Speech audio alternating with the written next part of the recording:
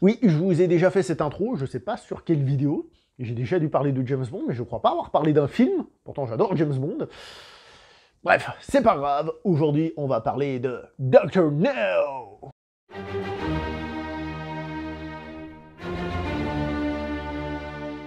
Bonjour à vous les cinéphiles et bienvenue donc pour cette critique poussiéreuse. On va parler de Dr. No, comme j'ai dit, premier film de la saga James Bond, saga culte que j'aime beaucoup, qui n'est pas parfaite. Il y a des films qui sont quand même bien... caca, faut dire les choses comme elles sont, mais en règle générale, c'est une saga culte, une saga qui existe depuis longtemps et que j'aime beaucoup. J'ai beaucoup d'affection pour cette saga qui fonctionne pour moi plutôt très bien, malgré évidemment des erreurs assez calamiteuses. Faut dire les choses comme elles sont. Et comme toute légende, on commence par la base, Dr. No, un film qui lui est sorti donc en l'an, je vois ici, 1962. Donc James Bond à la base, on le sait, c'est un personnage qui a été écrit par l'auteur Ian Fleming. Il y a encore des potes à moi qui savent pas qu'à la base c'est des romans. Ça.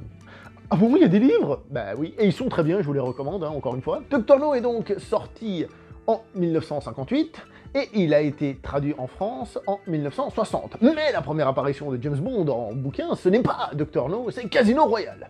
Ouais, le truc avec Daniel Craig. Casino Royale, qui lui, par contre, est sorti en 1953, je lis, hein, pour ceux qui se posent des questions, parce que moi, les dates... En 1953. Pour la petite histoire, Dr. No est la 6e aventure de James Bond, après Casino Royale, après Vivre et laisser mourir, après Entourloupe dans l'azimut, c'est écrit, hein, Entourloupe dans l'azimut, hein, vous pouvez lire, hein. En fait, c'est Moonraker. Ouais, il est sorti après Moonraker. Il est sorti après Les Diamants sont éternels, les contrebandiers du diamant, donc les diamants sont éternels. Et il est sorti après Bon baiser de Russie. Et ça, c'est intéressant de savoir que Dr. No est sorti après Bon baiser de Russie, je vous expliquerai après pourquoi. Le film est réalisé par monsieur Terence Young, un réalisateur britannique qui a peut-être pas fait grand-chose, je dis pas que c'est mauvais, mais des choses très marquantes. Parmi les noms peut-être les plus célèbres, j'ai pas dit ses meilleurs films, on peut peut-être retenir Soleil Rouge ou encore Cosa Nostra. Il faut savoir que Terence Young est très important dans la création de James Bond, déjà parce qu'il est le premier réalisateur, donc il est celui qui a pu apporter le plus de choses au départ. Après, peu à peu, les réalisateurs étaient un peu enfermés, forcément, et Terence Young, il est un peu friqué, on va dire, il vient un peu de la bourgeoisie, il paraît. Ce qui fait que le monsieur, par exemple, quand il allait au restaurant, bah, il aimait bien aller dans des restaurants classe, et prendre le repas le plus cher, et puis prendre le vin le plus cher, et tout ça. Ça vous rappelle un agent secret célèbre? Et c'est important parce que non seulement il a un peu ce train de vie, mais en plus, quand il a formé Sean Connery, donc l'acteur qui fait James Bond, oui, je sais, je vous apprends quelque chose là, et ben, il lui a montré un peu tout ça, un peu ce rythme de vie, il l'a fait fréquenter des gens un peu classe et tout, pour qu'il prenne un peu des habitudes. Donc, Terence Young, malgré que c'est peut-être pas le mec le plus reconnu en tant que réalisateur, au niveau de James Bond, il a son importance. Oui, je vous ai appris quelque chose en vous disant que le premier interprète de James Bond dans la saga officielle, c'est Sean Connery. Est-ce que vous saviez que Sean Connery a failli jouer au foot à Manchester United? Bah moi je ne savais pas, j'ai fait des recherches pour le savoir. Mais il a préféré être acteur, et c'est tant mieux pour nous. Sean Connery, qui est un acteur écossais, ce qui a un petit peu agacé Ian Fleming, qui disait qu'il ne voyait pas l'acteur, enfin l'acteur en règle générale lui déplaisait, et je pense que les origines écossaises aussi ne devaient pas trop lui plaire. Il disait que c'est pas comme ça qu'il voyait James Bond, il n'était pas convaincu, etc., etc.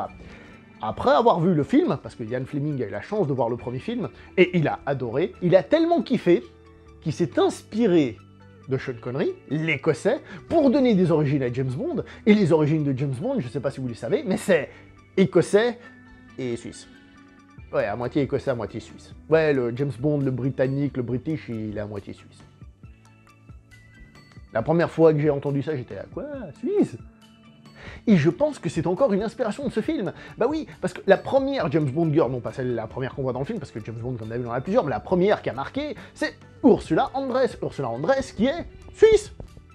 Elle vient d'un bled en Suisse alémanique qui s'appelle Ostermundingen. Ostermundingen. Est-ce que vous êtes déjà allé, vous, à Ostermundingen? Bah moi, j'y suis déjà allé. J'ai déjà eu la chance de passer dans ce bled. Et bah c'est un bled, quoi. Voilà. Je pourrais dire qu'il y a une école de karaté que j'aime pas trop là-bas dans sa pratique, mais c'est tout ce que je peux vous dire. Voilà, c'est cool. Et disons les choses comme elles sont, quand Ursula Andress, on la voit en maillot de bain sortir de l'eau, faut dire ce qu'il y a, tu fais... Parce que faut dire ce qu'il y a, la femme est magnifique, cette scène est absolument folle, il faut dire ce qu'il y a. Voilà. Le problème de la James Bond girl dans ce film, c'est que, ben... elle sert pas à grand-chose. Très honnêtement, elle sert pas à grand-chose dans l'histoire, elle apporte rien de spécial... Voilà, c'est vraiment le défaut principal de ce personnage-là. Comme j'ai dit, c'est adapté du roman. Dans le roman, c'est la même chose, il n'y a rien de particulier. Pour la petite histoire, Ursula Andress avait un tel accent qu'en fait, il faut savoir que même en VO, hein, parce qu'en VF c'est normal qu'elle soit doublée, même en VO, elle a été doublée parce que justement elle avait un accent trop fort. Premier James Bond, donc tous les éléments sont pas tout à fait en place, on va dire, au niveau du James Bond final qu'on a l'habitude de voir. Ainsi, Sean Connery, dans ce film, interprète un James Bond assez sombre, assez violent à des moments. Je veux dire, il n'a pas peur d'utiliser les femmes, de les maltraiter, je pense à la photographe, hein, il lui coince le bras, et puis il n'a pas peur de dire « toi, va la chercher, fais-lui mal pour qu'elle parle », quoi. Il n'a pas peur de ça du tout. Il y a un moment donné, même, ça peut être un peu... Hein, bon, en même temps, c'est une méchante, hein, mais je veux dire, il sait qu'il y en a une qui l'espionne, il va quand même avec elle, il couche avec elle, une fois qu'il a fini de coucher avec elle, il l'a fait emprisonner, hein. Bon, faut savoir que elle, la méchante, avait aussi pour mission de retenir James Bond. Oui, si jamais je vais spoiler un peu le film, hein, mais bon, James Bond, les gars, hein, on se réveille, hein. Elle avait pour but de le retenir, vous voyez ce que je veux dire? Donc en fait, les deux s'utilisaient... C'est vrai que c'est un peu chelou à ce niveau-là, on va dire. Et il y a la scène emblématique de James Bond à ce niveau-là, dans ce film. Au niveau de « je suis un tueur froid ». La scène où il attend, c'est juste après la scène dont j'ai parlé, il attend, il sait que le tueur va venir. Le tueur vient, il prend son pistolet, pam pam pam, il tire sur le lit. D'ailleurs, j'ai entendu dire que il est censé tirer 6 coups et qu'on l'entend pas très bien. Je vous avoue que j'ai pas compté, ça c'est des trucs que j'ai fait, ah ouais, j'ai pas fait attention. Et que fait James Bond à ce moment-là? Il est derrière, il lui fait « lâchez votre arme », voilà. James Bond pose son pistolet, tranquille, il commence à lui parler, donne-moi des infos. Et le méchant récupère son arme, il essaye de tirer sur James Bond et clic, ça fonctionne pas. Et là, James Bond, il lui fait, t'avais plus de balles. Bam, il lui tire une balle, froidement. Mais c'est pas tout. Parce qu'une fois que le mec il est par terre, James Bond il arrive et bam, encore une balle dans le dos pour le finir. Ça, un James Bond comme ça, capable de cette, entre guillemets, violence utile pour son métier, mais je veux dire ce côté froid, proche des romans hein, de Ian Fleming, hein, on le verra de moins en moins. Ce qui fait qu'en fait, le James Bond qu'on a dans ce film, il est plus proche de Timothy Dalton, voire d'un Daniel Craig, que le James Bond de Sean Connery en fait. Autre subtilité, il n'y a pas de scène pré-générique, qui arriveront plus tard avec Bon baiser de Russie. Quant au générique de ce film, il est particulier parce qu'on a le Gun Barrel, qui lui était déjà là, ça c'est cool, et ensuite on commence par entendre le thème de James Bond. Et en fait, c'est ça qui fait office de générique. Enfin, de première partie du générique, un générique fait avec des petits ronds un peu partout. Ensuite, on a le générique qui ressemble plus à un James Bond, parce qu'on commence à avoir une femme qui danse comme ça, en ombre, comme ça, on voit pas trop, avec une musique qui fait jamaïcaine, hein, on va dire, je suis pas certain, mais parce que je suis un inculte en Jamaïque. Et ensuite, on a une troisième partie où on a une musique un peu différente et on suit 3 personnages qui seront le début du film. C'est donc un générique un petit peu différent de ce qu'on a l'habitude. Pour la petite histoire, qui a composé la musique de James Bond? Tout le monde vous le dira, celui qui a composé la musique de James Bond, c'est John Barry. Ben en fait, pas tout à fait. En fait, à la base, c'était un certain Monty Norman qui devait la composer. Monty Norman qui a été invité, qui est allé en Jamaïque, qui a adoré la musique, et qui s'était inspiré d'une musique qu'il avait déjà créée pour une comédie musicale qui n'a finalement pas eu lieu, ou en tout cas qu'il est en train de préparer. Il a repris son thème. Le problème, c'est que en fait, les producteurs trouvaient que le thème manquait un peu de... Ils voulaient quelque chose de plus jazz. Et c'est là qu'ils ont fait venir donc John Barry, qui a repris le thème musical et qui l'a transformé pour donner le thème de James Bond cultissime que l'on connaît actuellement. Le film en lui-même, on peut lui dire, est une adaptation très fidèle du roman. Donc si vous avez vu le film, vous connaissez l'histoire du roman. Je vous avoue que dans les romans de James Bond, c'est pas un des plus intéressants parce que c'est un de ceux qui a été adapté plus ou moins directement au cinéma. Si vous lisez quelque chose comme Vivre ou laisser mourir ou encore Moonraker, qui eux ont été adaptés le nom, mais pas du tout le roman, pas du tout l'histoire, ils sont beaucoup plus intéressants. Celui-ci à lire est un petit peu moins intéressant, mais il y a quand même des différences intéressantes sur lesquelles on va revenir, c'est pour ça que je vous dis ça. Le film est divisé en gros en 3 parties. La première que personnellement je préfère, qui est la partie enquête, justement, la partie froide, etc., qui est très sympa, avec un petit côté des paysans, puisqu'on est en Jamaïque, c'est différent, c'est intéressant, voilà. Ensuite, il y a la partie sur l'île, qui fait plus film d'aventure. Personnellement, je trouve qu'à ce moment-là, le film ralentit un petit peu, il est un petit peu moins intéressant, un petit peu plus lourd.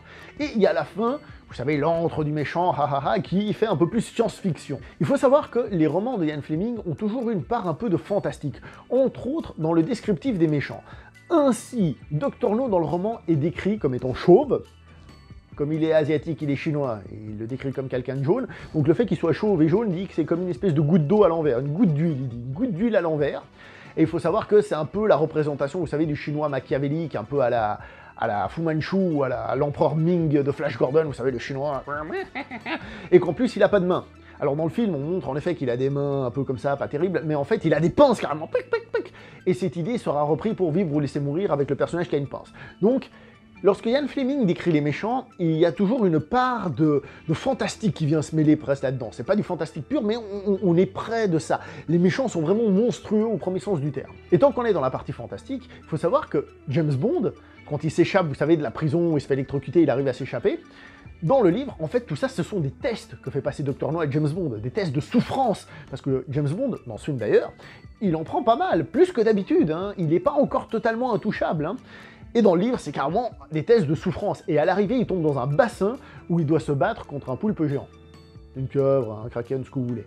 C'est pas une blague, c'est pas une blague. Quand je vous dis que ça l'orne avec des trucs pas très réalistes, c'est pas une blague du tout. Bon, tant qu'on est vers la fin, je profite aussi pour dire, vous savez, dans le film, à la fin, James Bond, il libère donc Honey, donc la James Bond Girl, il la libère alors qu'elle est attachée comme ça près d'un bassin et on sait pas trop pourquoi, en fait, pourquoi est-ce qu'elle est attachée là. Il faut savoir que dans le roman, à la base, elle est attachée comme ça pour se faire bouffer par les crabes. Ah ouais. Et ils avaient prévu de faire cette scène dans le film. Ce qui se passe, c'est que les crabes n'ont pas réussi à arriver en bon état, on va dire. Donc, ils ont dû annuler ce passage-là. Dans le film, James Bond rencontre un certain Quarrel. Il faut savoir que dans les romans, James Bond l'a déjà rencontré dans Vivre ou laisser mourir, qui se passe aussi en Jamaïque. Pourquoi la Jamaïque d'ailleurs? Parce que la Jamaïque, évidemment, appartenait à l'Angleterre. Et parce que Monsieur Ian Fleming avait une maison en Jamaïque, qui s'appelait d'ailleurs GoldenEye pour la petite histoire. Et donc, ce Quarrel, en fait, James Bond, dans les romans, l'avait déjà rencontré dans Vivre ou laisser mourir. Et c'est pour ça que dans Vivre ou laisser mourir, il rencontre un Quarrel Junior. Puisque le personnage meurt dans ce film. La saga James Bond, en ce qui concerne les personnages récurrents, est en règle générale plutôt fidèle au niveau des acteurs, ils reviennent souvent. À part peut-être Felix Leiter. Felix Leiter, dans les films, c'est un personnage qui est plutôt présent, mais qui n'est pas très important, et à chaque fois il est interprété par un acteur différent. Pour la petite histoire, il est interprété par Jack Lord dans ce film, Jack Lord, qui est donc le détective McGarrett de Hawaii Police d'État, Hawaii 5-0. La vraie, l'original, hein, on est bien d'accord. Ce film pose quand même, disons les choses clairement, les bases de James Bond, le gun barrel, la musique, et entre autres, une scène qui, mine de rien, moi, me parle énormément, c'est tout simplement l'arrivée à l'aéroport, et puis les gens qui le regardent arriver comme ça, qui le surveillent. Et il manque plus que le mot de passe, vous savez comment être votre blanquette, parce que la blanquette est bonne, vous voyez un peu ce truc-là, il manque juste ça, qui sera introduit dans Bon baiser de Russie. Parce que dans Bon baiser de Russie, c'est écrit dans le roman, ça je m'en souviens. Attaquons encore quelques différences entre le roman et le film. James Bond de nos jours, c'est particulier à lire, et je pense que certaines personnes n'arriveront pas à le lire, parce que ce sont des romans datés, et surtout mentalisés avec la date de l'époque. Et aussi que le personnage est un espion. Et ce que je veux dire par là, c'est que l'espion, par exemple, il aime pas les Russes, et il le fait savoir. Alors, on ne sait jamais si c'est Ian Fleming qui parle ou si c'est James Bond qui donne son avis, mais il y a pas mal de stéréotypes sur les autres pays où on les aime pas, etc., etc. Moi, ça me dérange pas du tout parce que je suis en train de dire quelque chose qui représente une époque, et un espion, généralement, c'est je défends mon pays et j'aime pas trop les autres, hein, le contraire serait con.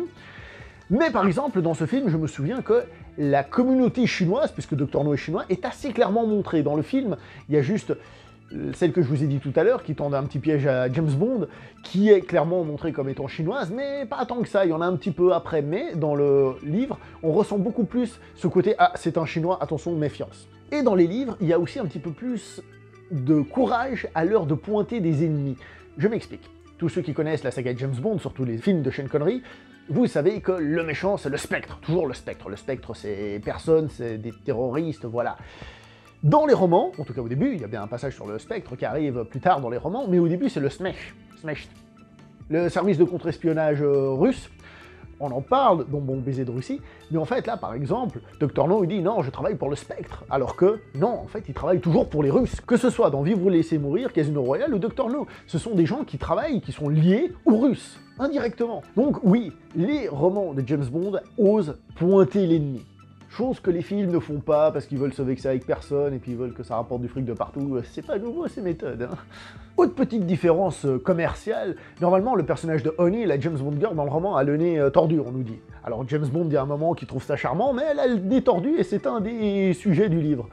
Dans le film, elle est parfaite. L'araignée, la grosse araignée que James Bond a sur le corps, blablabla. Alors déjà, dans la scène, on voit deux choses très intéressantes. C'est que d'abord, quand on voit l'araignée sur le corps, c'est pas Sean Connery qui l'a sur le corps. Sean Connery fait des têtes comme ça. Ou alors, on voit un moment avec sa tête, mais on voit clairement que c'est un montage et qu'il l'a clairement pas sur lui. C'est la doublure qui a dû se taper ça. Hein. Et pour la petite histoire, la doublure a déclaré, alors, quand on lui a posé la question, est-ce que c'était pas trop difficile, le salaud, il a dit « J'ai déjà été au lit avec des choses bien pires ». Salaud. Cette scène est intéressante parce que, justement, James Bond, qu'on montre un peu comme le gars qui se décoiffe jamais, toujours en costard, et ben dans cette scène, on voit qu'il a peur, on voit qu'il flippe. Alors certes, il va pas mourir, c'est le personnage principal, mais on est dans une situation où on voit que James Bond, il a peur de mourir, on sent que à la fin il le tape, il est décoiffé, et puis il a vraiment eu les boules de sa vie, chose qui se calmera par la suite dans les films, où il sera beaucoup plus en contrôle et en maîtrise de son environnement. Et pour la petite histoire, dans le roman, donc justement, en fait c'est pas une araignée, alors je sais plus ce que c'est comme animal, mais c'est pas une araignée. Et je pense que pour une question de visuel, justement, à l'écran, ils ont pris une grosse araignée pour que tout le monde fasse et ça fonctionne bien. Autre petite différence, il faut savoir que le film s'arrête un peu abruptement, comme tous les films de James Bond, je suis avec la demoiselle, fin du film. Dans les romans, on a toujours un petit truc après, un petit épilogue, il retourne à Londres, on regarde s'il garde plus ou moins le contact, etc. Et moi je trouve ça vachement intéressant de savoir justement à quel point James Bond reste attaché au personnage féminin ou pas, etc., etc. Et ce qui est intéressant, plus que tout, je vous ai dit que le roman Bon baiser de Russie a été écrit avant Dr. No. Qu'est-ce qui se passe au début de Dr. No? James Bond arrive chez son chef lui dit « S'il vous plaît, votre arme, votre Beretta, ah là là, votre Beretta s'est enrayée la dernière fois, hein, et puis vous avez été 6 mois indisponible, hein, c'est pas terrible tout ça, hein, maintenant vous prenez un Walter PPK, poum !» Faut savoir que dans les romans, James Bond, dans les premiers, il utilisait toujours un Beretta. Jusqu'à la fin de Bon baiser de Russie, vous vous souvenez du film? Il se fait attaquer par une méchante qui a une pointe empoisonnée.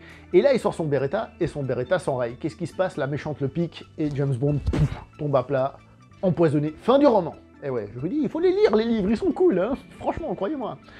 Et qu'est-ce qu'on nous dit au début de Dr. No? Qu'il a été sauvé de justesse, et qu'il a passé 6 mois à l'hôpital en train de se faire soigner, et en fait, il est encore totalement faible et tout, comme ça. Et en fait, quand il l'envoie en Jamaïque, il l'envoie pas en mode, c'est la grosse mission, il faut y aller, James. Il l'envoie en mode, ouais, mais non, mais c'est bon, il se passe rien, c'est des vacances en Jamaïque, ça va vous faire du bien. Voilà.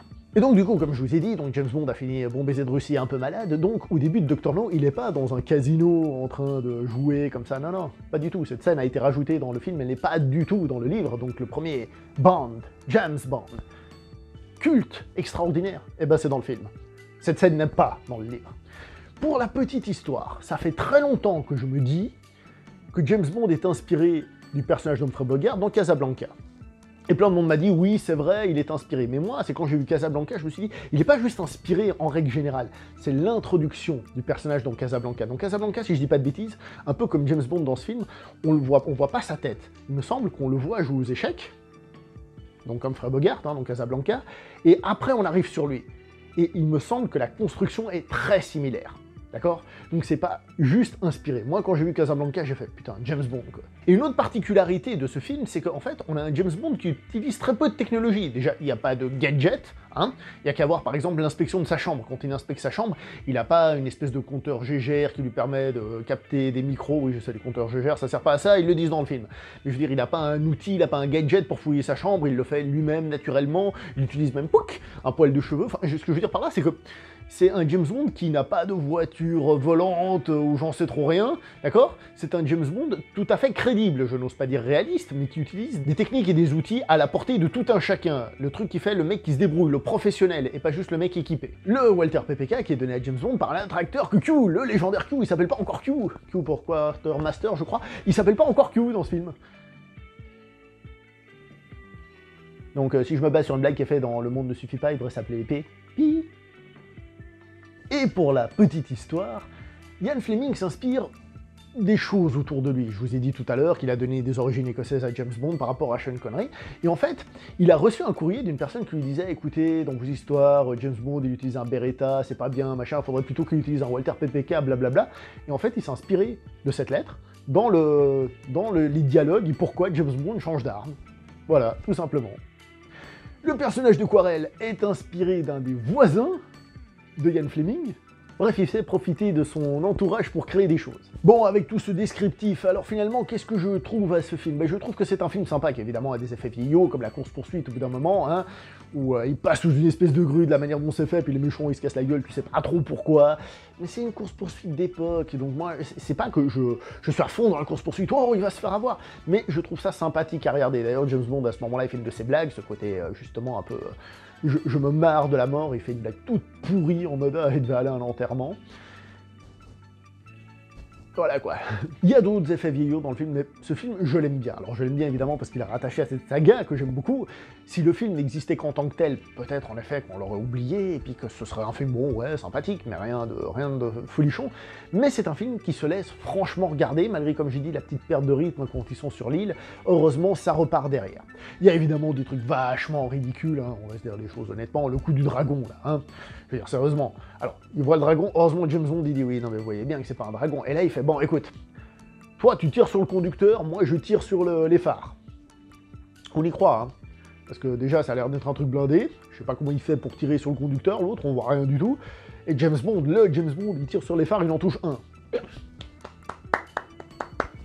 Le permis de tuer, ouais, le permis de tuer, ouais, c'est ça. C'est un film que se laisse regarder sans déplaisir, qui commence à accuser le poids du temps, mais qui est toujours intéressant pour voir l'évolution du personnage. C'est presque un proto-James Bond qu'on a là, un James Bond tel qu'on en a l'image à en devenir, un James Bond peut-être plus proche des livres, plus proche de Timothy Dalton et de Daniel Craig, comme j'ai déjà dit, et ça c'est franchement plaisant. Sean Connery va peu à peu s'habituer au personnage pour créer ce James Bond parfait, on va dire, qu'on connaît, mais pour un premier film, je le trouve franchement pas mal. Évidemment, il y a des petits défauts, comme je trouve la fin, un peu rapide, hein, je tourne le truc, je fais augmenter la radioactivité. Hein. D'ailleurs, hein, ils ont été radioactifs, on les douche, hein, et on leur passe du savon, c'est bon, la radioactivité baisse, c'est bon, ils sont soignés. Un peu facile, hein. Donc James Bond fait augmenter la radioactivité, il se bat vite fait avec le méchant, voilà, c'est fini. Voilà, tout n'est pas parfait. On est d'accord, ça viendra avec les années, pourquoi pas. Moi j'aime bien ce film, je l'aime bien, je le répète, c'est pas le film du siècle, mais il se laisse franchement suivre sans déplaisir, parce que bah, y a de l'enquête, hein, il y a l'intérêt de suivre ce James Bond, et à quel point ce James Bond, il est comme on le connaît ou on ne le connaît pas, et tout ça c'est intéressant. Et puis Sean Connery, malgré tout, il a déjà la classe, il a déjà ce côté séducteur, fantastique. Bref, James Bond, quoi. J'aime ce film. Est-ce que vous avez vu Dr. No? Si la réponse est yes, oh, quelle blague, dans les commentaires. Bon alors, vous voulez une note, je parie, hein? Difficile à donner hein, pour un tel film, mais bon, ok, puisque vous voulez une note, je vous la donne, allez, tac. 007, 7 sur 10. Je vais m'arrêter là pour cette vidéo, n'oubliez pas de liker, commenter, partager, on se revoit prochainement pour une prochaine vidéo, jusqu'à là, portez-vous bien, et n'oubliez pas votre permis de tuer. Ciao tout le monde.